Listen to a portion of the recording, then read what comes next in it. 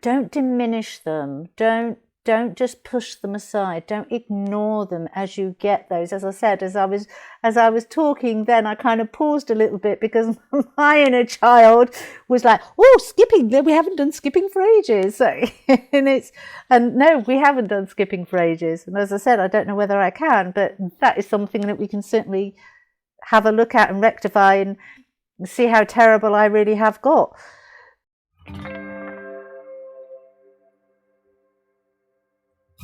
Welcome to Spiritual Midwife, the podcast that tenderly guides you through the transformative journey of spiritual awakening and personal development towards the ultimate destination of soul sovereignty.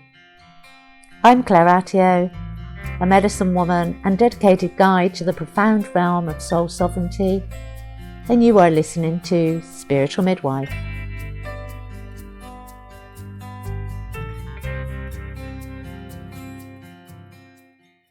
Hello, beautiful souls, and welcome back to another episode. Today we're delving into the profound yet often daunting aspect of personal growth, the inner child healing. I've talked about the inner child healing before, and it's understandable that many of us are resistant to it. The thought of revisiting past pain can often be terrifying.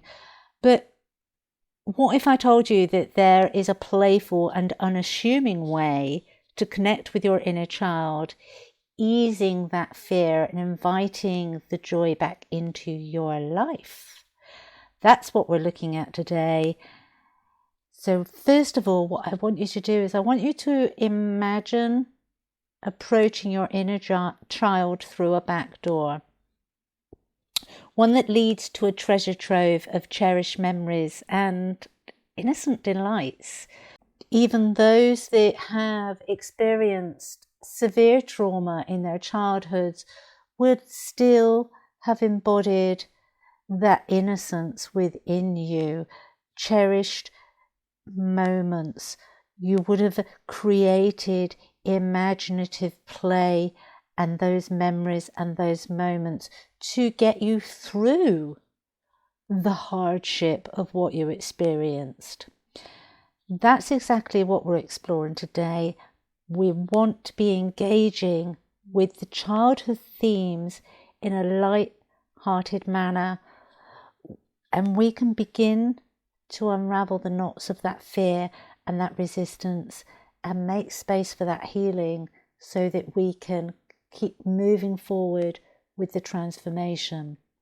So I'm gonna walk you through a really simple yet powerful exercise, and what I invite you to do is just to take some time to recall 5 childhood theme songs from your favourite TV programmes from the age of 0 to 7. And for those of you like myself that are over 50, this might stretch your memories a little bit further.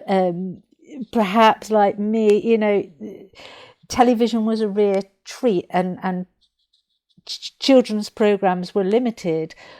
So you can take that up to the age of 10. But after this podcast, just take the time to see if you can actually remember 5. It doesn't matter if you don't get all 5, but see if you can remember some theme tunes. And if you think, oh, what was that program? Google it, put it in, get the theme tune up, listen to it. And when you are listening to it, sing along to it. Allow yourself to sing along to it. Don't be embarrassed by that at all. Allow yourself to embrace that child side of you. And then what I want you to do is I want you to take a moment to notice how your body feels and to see if you can actually start to feel a lightness and a spark of joy. These familiar melodies have a way of stirring up dormant memories and gently coaxing them from the shadows of our subconscious into the light of our awareness. And it brings an instant smile to our face, which is always joyous, especially if we're in a time and space in our lives that it feels quite challenging or we're having difficulties. So to be able to bring that little bit of joy, to be able to smile and to have a cherished, joyful, carefree, innocent memory is absolutely wonderful. And so allow yourself to do that, and allow yourself the space to feel into your body. How are you feeling?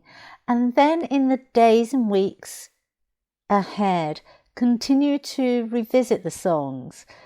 Set an intention to listen to them, to sing them.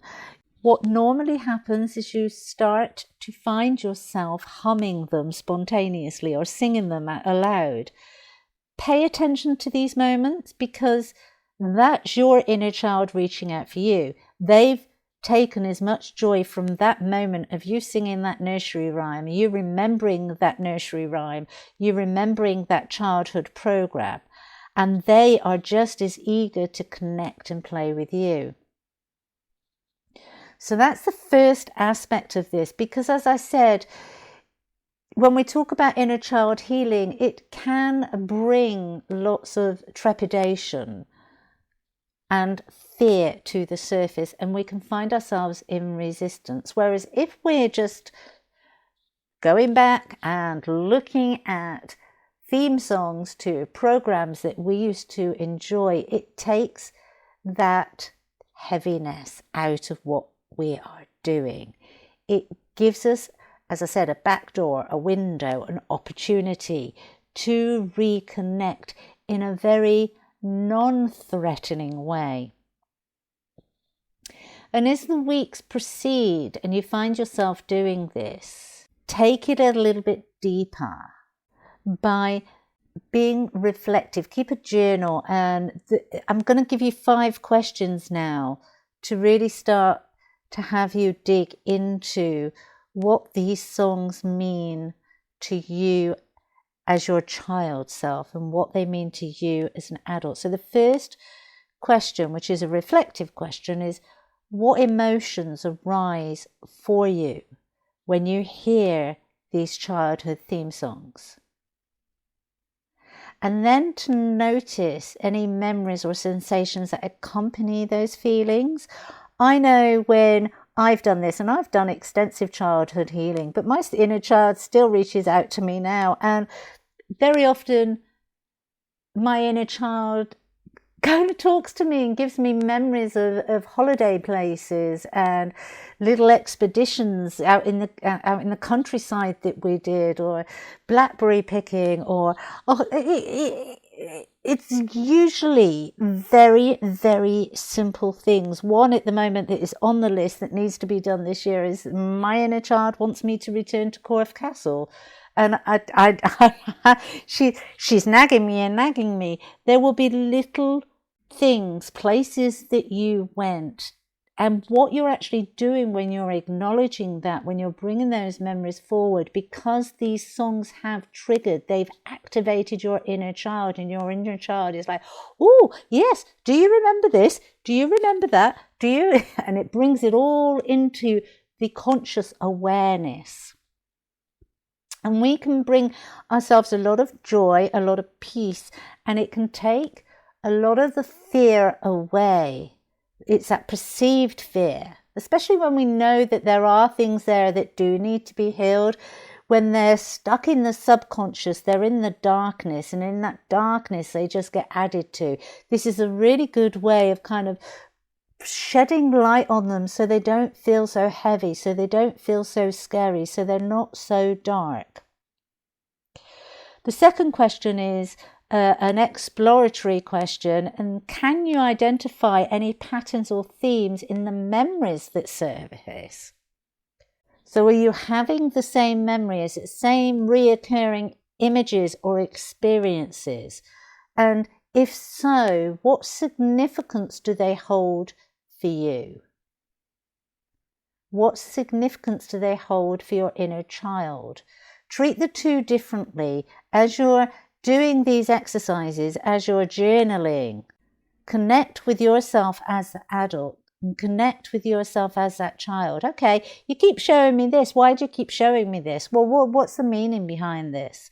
Let them communicate with you in a very non-threatening, non-committal way.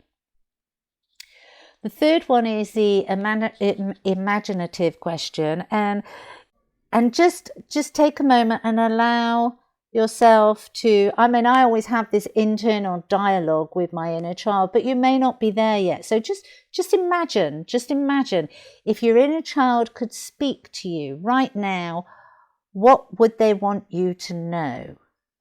And just take a moment to listen with that open heart. Don't fall into the trap of going, yeah, but blah, blah, blah, blah, blah, blah, blah, blah, because of the stories, because of the history, because of the trauma.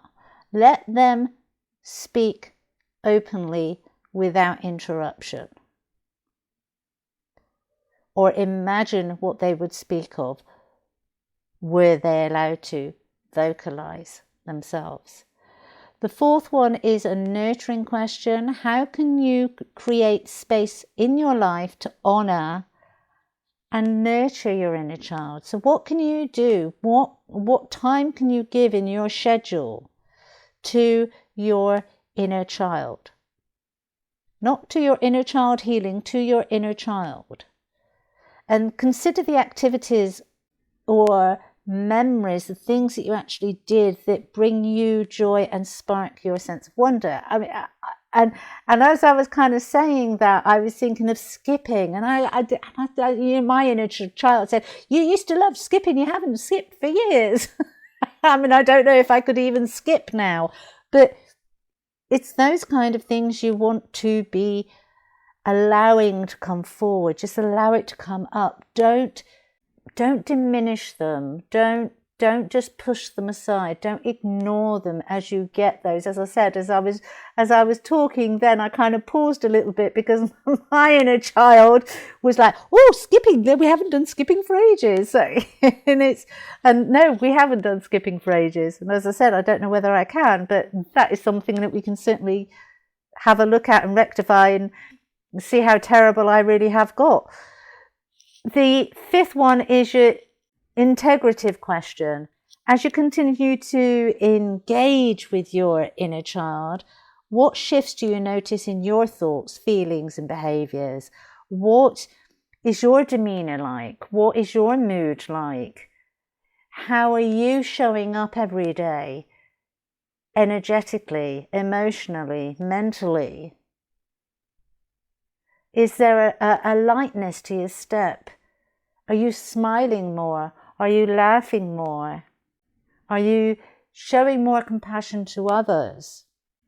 And if so, how is that actually transpiring for you with your connection, with your relationships, with other people and with yourself? And a really good one here is when we start to bring the inner child back in, because of the innocence that exists within all inner children, that brings a level of joy and happiness. We cannot help but have that heart expansion, and within that heart expansion we have a lightness to life. Our mindset starts to change. Rather than being negative, we start to be positive. If you think of a child that has been nurtured, that has not been told no, no, no, no, no, no, no, that has been in an environment where they're allowed to flourish, they have absolute abundance of wonderment. And it's a little snippets of this that we want to bring back in our lives.